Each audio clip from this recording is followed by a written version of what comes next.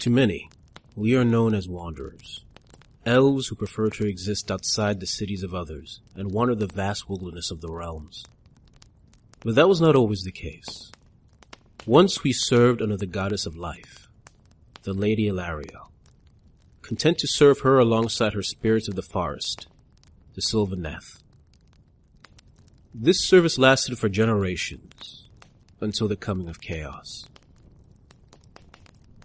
Although we fought as long as we could, we were forced to flee the enclaves we called home, forced to leave the Sylvaneth and the Lady behind, forced to run to the realm of Azir and hide behind Sigmar's walls.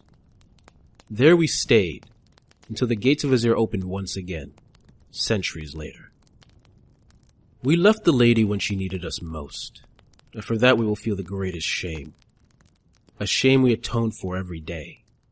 We fight alongside her forces whenever we can, lending our bows to show our renewed commitment. One day, some of you will need to fight under the banner of the Lady. As such, I'll give you the knowledge of some of the glades you will most likely encounter, and the Wargroves you will fight alongside. Remember what I tell you, for you represent all of us in battle, and I would hate for any of you to leave an insult in our name.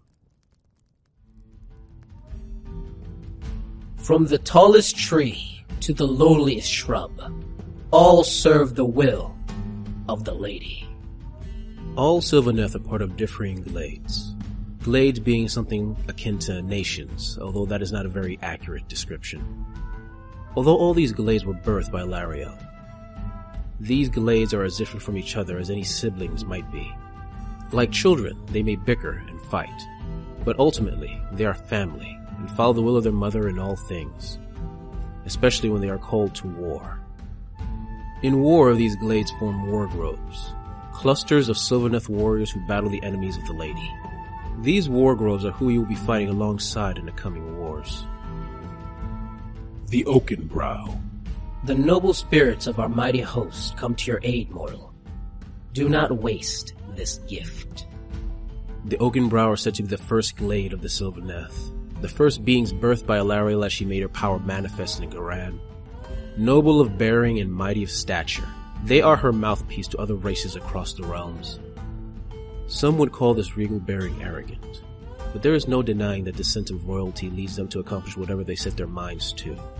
In battle, their Wargroves stride forth with trunks held high, for they see themselves as a symbol of Ilariel's might, refusing to go down where other lesser Sylvaneth would falter. This ancient nobility attracts quite the following, as the Oakenbrow can summon a mighty host to follow them into battle. The followers confident that by being in the presence of the Oakenbrow, they will feel the eye of their Lady upon them. The Gnarl Root. Through our branches flows the song of magic. Come and join us in its harmony. The Gnarl Root glade is composed of ancient Sylvaneth who prize the knowledge of old. Hesitant to incorporate new unproven concepts, they search for ancient scrolls and tomes to enhance their already impressive magical knowledge. A knowledge present when called to war. Its Wargroves unleash a plethora of spells that devastate the enemy. So extensive is their knowledge of life magic that they can bring Sylvaneth broken by axe and flame back to life, returning them to the battlefield as if they never suffered a wound. The Heartwood. Do you hear the call of Kurnoth, the call to join his wild hunt? While all Sylvaneth respect Ilariel's spiritual consort Kurnoth, the Heartwood glade worships him, his call for combat stirring something profound in their branches, instilling in all of them a sense of courage and determination that transforms them into deadly predators. It is not uncommon for the Wargroves of the Sylvaneth to join Kurnoth hunters in their wild hunts, hunting down his enemies with relish and feeling the call of the wild like a pack of hungry wolves. The Iron Bark. Within our bark is the strength of steel and the fortitude of mountains. It is joked by many that Duerden blood flows through the Sylvaneth of the Iron Bark glade, and if you met one, you might be inclined to agree. Originating from the realm of metal, Jamond, they long ago made common cause with the various Duerden that call the place home. So much so that, on occasion, a grateful Duerden hold would craft objects known as Iron Bark talismans for some of them, giving those Sylvaneth the unyielding nature of stone within their wooden trunks. Over time, the dour and stubborn nature has ingrained itself within the iron bark, forming a tenacity few can match.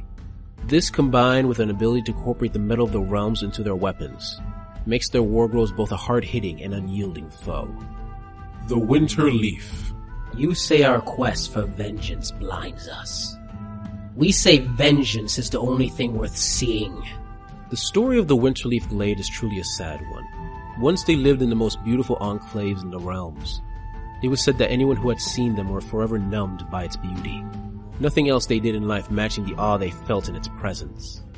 With the war against chaos, those enclaves became devastating bastions of disease and decay, a mockery of life that haunts them to this day. Now they have become shadow reflections of their glorious selves, preferring to inhabit blasted heaths, glacial ice fields, and empty ruins, caring only to strike at chaos, even if a victory is no longer possible. In battle, their hatred echoes with every blow.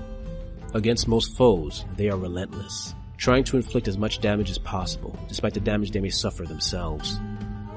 Against chaos, they become a force of nature, their hate giving them a strength and ferocity unmatched by any. Woe to anyone, friend or foe, who gets in the way of their revenge. The Dread Wood. To strike from the shadows is to let the enemy know fear.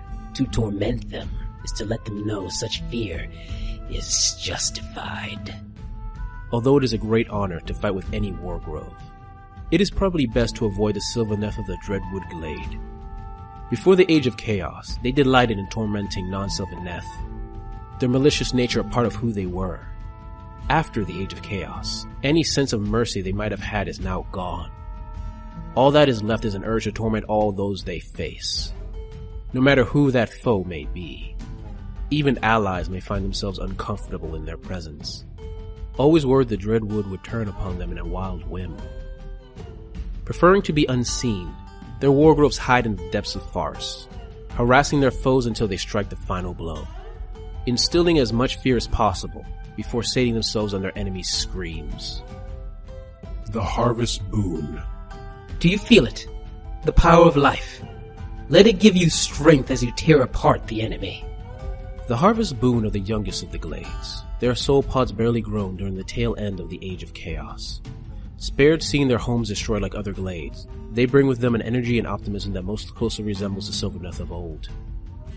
An attitude that Wargroves bring into battle. Their youthful energy comes out as vast magical potential.